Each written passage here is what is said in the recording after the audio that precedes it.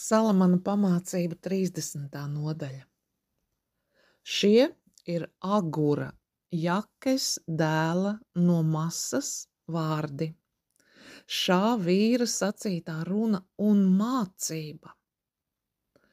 Es esmu centies visiem spēkiem, ak, Dievs! Es esmu no sirds centies, ak, Dievs! Un esmu bijis spiests pārtraukt savu cenšanos, jo es esmu vislielākais nejēga, un cilvēka saprāts mani atstājis. Es neesmu mācījies arī īsteno gudrību, lai es būtu spējīgs iegūt pareizu atziņu par viņu, svēto Dievu, kas dodas augšu pret debesīm un atkal nokāpj lejā. Kas satver vēju savās rokās? Kas saista ūdeņus, pārsegdams tos ar cietu pārklāju? Kas ir stingri nopamatojis visus pasaules galus? Kā sauc viņu? Un kā sauc viņa dēlu? Vai tu to zini? Visi Dieva vārdi ir šķīstuma caurstrāvoti. Viņš ir vairogs tiem, kas uz viņu paļaujas. Nepievieno neko viņa vārdiem, lai viņš tevi nesodītu un neatzītu tevi par melīgu. Divas lietas es lūdzos no tevis, un neliedz man tās, iekams es mirstu. Elku kalpība un meli, lai būtu tālu projām no manis. Nabadzību un bagātību nepiešķir man, bet atļauj man baudīt manu dienišķo maizi. Citādi es varētu, kad es būtu pārmērīgi paēdis, sākt tevi noliegt un sacīt, kur tad ir tas kungs? Vai arī, ja es kļūtu pārmērīgi nabags, es varētu sākt zakt un apgrēkoties pret sava Dieva vārdu. Nenopaļā kalpu viņa kunga priekšā, lai viņš tevi nenolād, un tev tas nav rūgti jānožēlo, kā arī jānes savā sirdī savas vainas apziņa. Ir starp ļaudīm tādi, kas savu tēvu nolāda un savu māti nesvētī. Ir tādi, kas sev paši šķiet šķīsti, un tomēr nav nomazgājuši tiem pielipušos sārņus. Ir tādi, kas savas acis augstu ceļ un pašapzinīgi cilās savus acu plakstiņus. Un ir tādi, kam zobeni, priekšzobu un naži dzerokļu vietā, un kas aprī pat nelaimīgos zemē un nabagos ļaužu starpā. Asins sūcējai ir divas meitas. Dod šurp, dod šurp. 3 lietas nav piesātināmas, un arī 4. nesaka diezgan.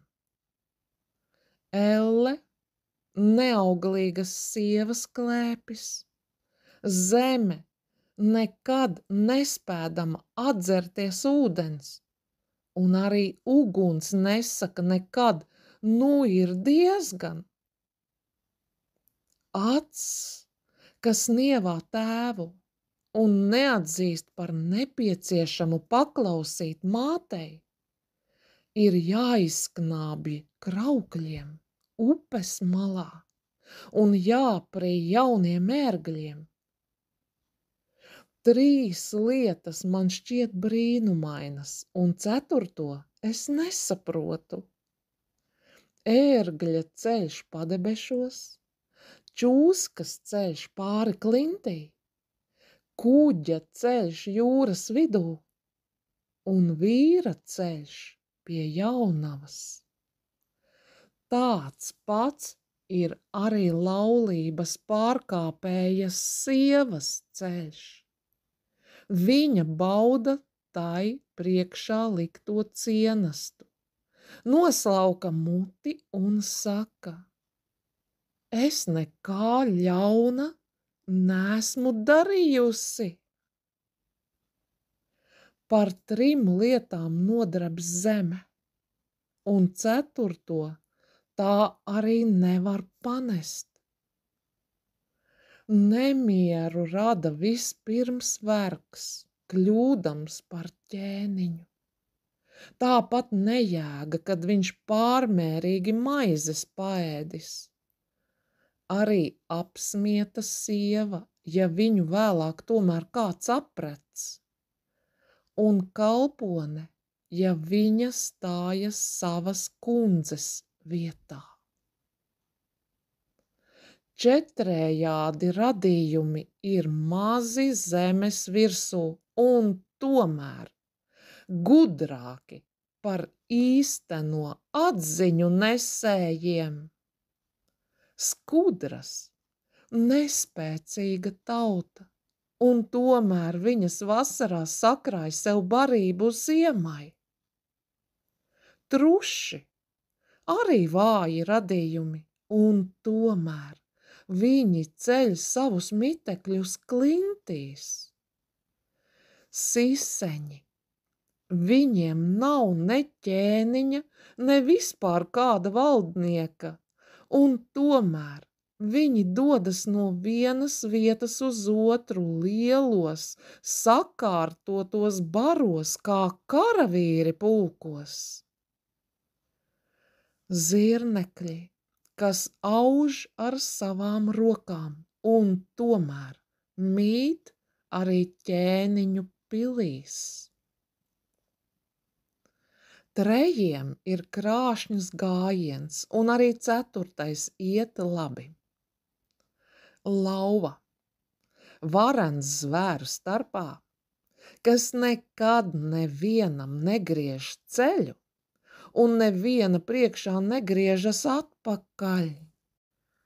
Kurta suns ar labiem gurniem un āzis, un ķēniņš sava karaspēka priekšgalā. Ja tu esi ģeķīgi lielījies un dzīries darīt ko ļaunu, tad liec roku uz savu muti. Ja pienu kuļ, tad no tā sataisa sviestu. Un ja kāds pārmērīgi spēcīgi šņauc degunu, tad tāds uzšņauc asinis.